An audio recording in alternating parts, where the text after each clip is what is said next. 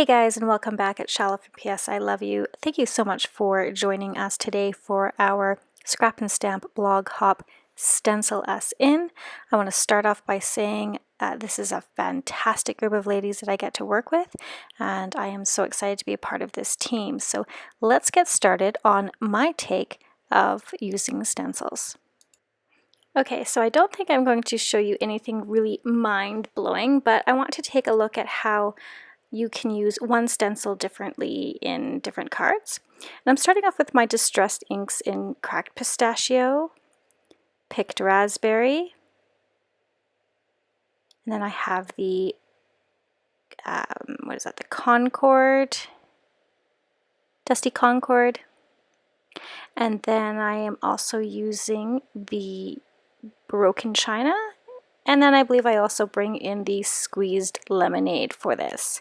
So like I said, I'm using just one stencil to create 3 different cards. And this is the Memory Box Pop Dots stencil.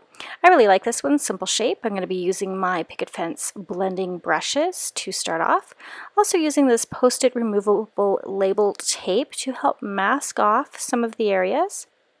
Now, although I do start off using Distress inks for this first card, I do switch over to using Distress Oxides. I just find that they are a little easier to blend, and I just kind of liked how the doodling that I'm going to be doing worked better with the oxides rather than the regular Distress inks. That's a personal preference. You can definitely use this technique with either of those inks. So like I said, we're getting started here. I don't want to ink up all of these circles. I just want to choose a few to work from. So I will be placing my Post-it tape around, using it as masks, and then I'll also be using it to help make sure that I don't smudge my project, and we'll show you that in a bit. So again, just inking up some of these circles. I'm going to speed this up because we've all seen ink blending before, and we know how it works.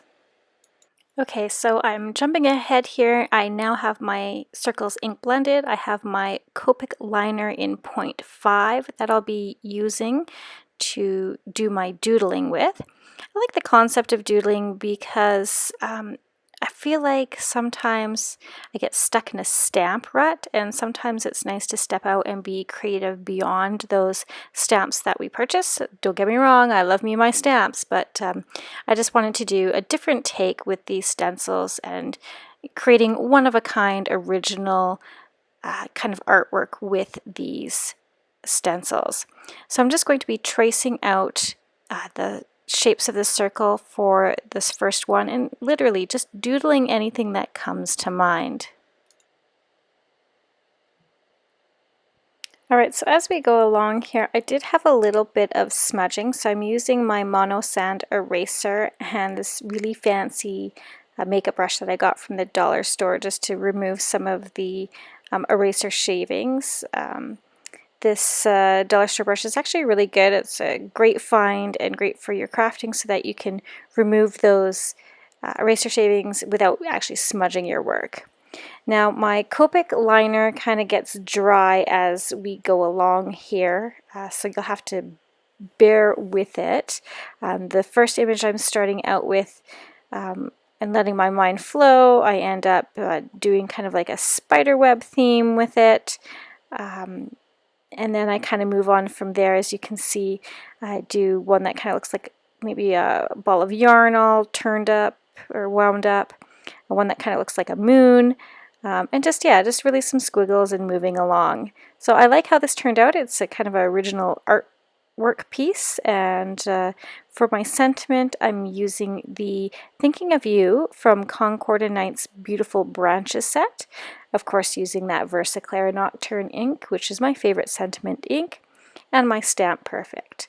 I wanted to use my stamp platform at this point because I did not want to mess up my sentiment. I would hate to have to start all over.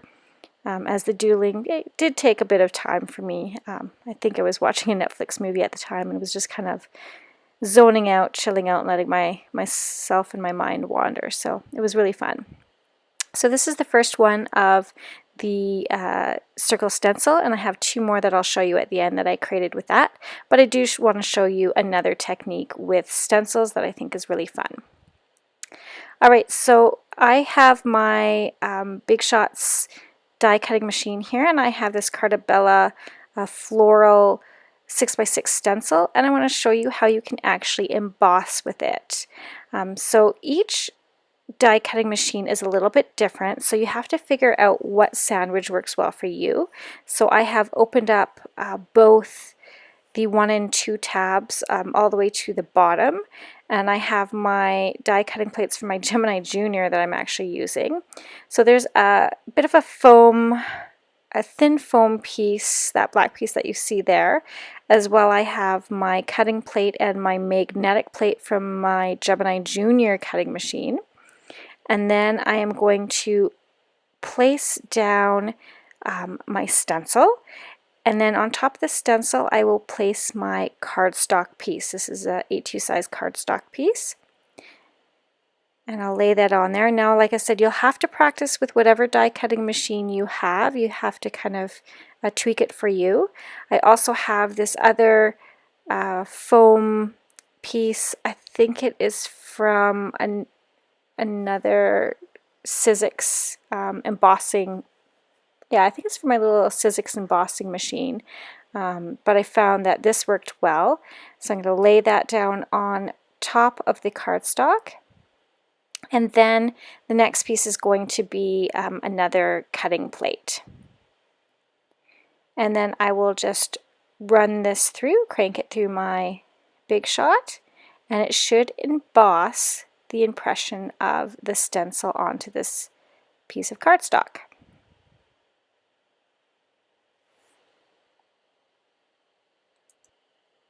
Now the key thing you want to remember here is it should go through fairly easy. If it's too rough, if it feels like it won't go through, don't force it. You don't want to break your die cutting machine. So I'll just pull all the layers back, and then you can see here we have an amazing embossed piece with using a stencil.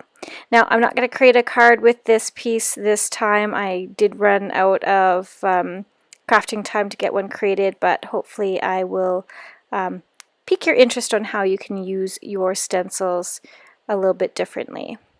Now I'm going to move on to doing some more embossing with the stencil.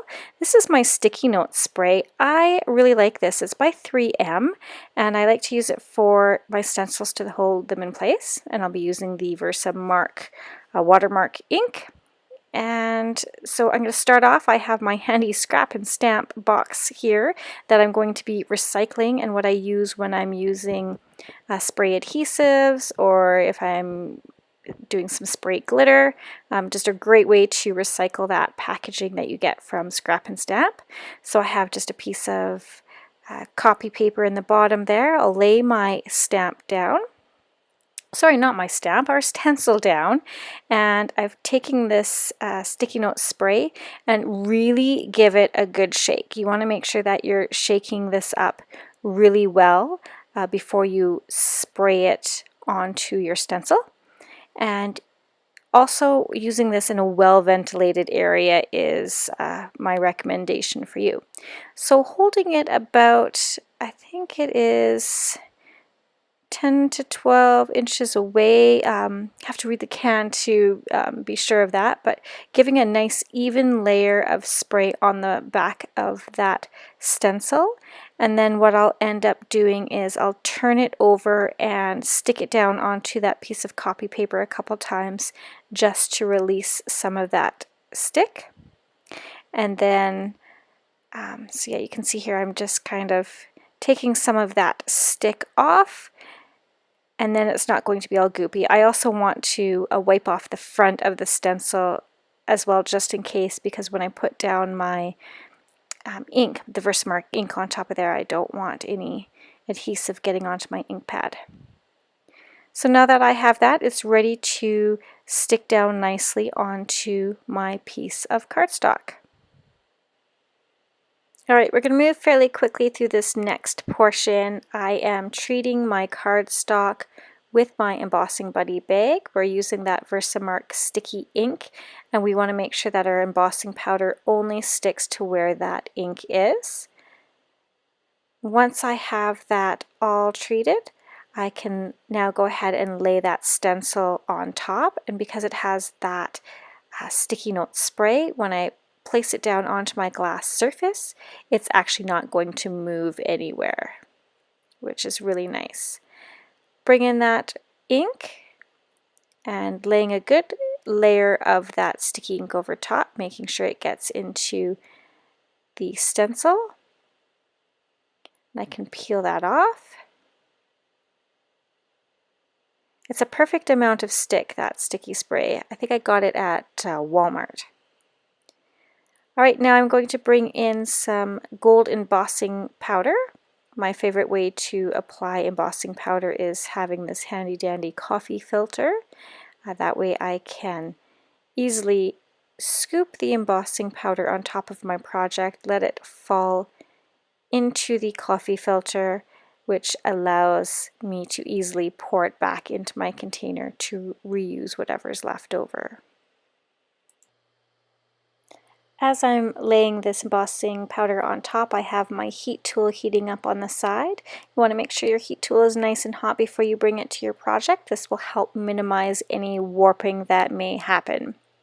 I have to say that melting embossing powder is one of my favorite things. It's very satisfying for me to watch the powder melt into the beautiful glossy product that you get from heat embossing. Look at that. That is just, it's beautiful. It's a beautiful shine. And then you bring in this other piece where we use the stencil to emboss the paper. I just think these two techniques are really cool and can really change up the look of your cards.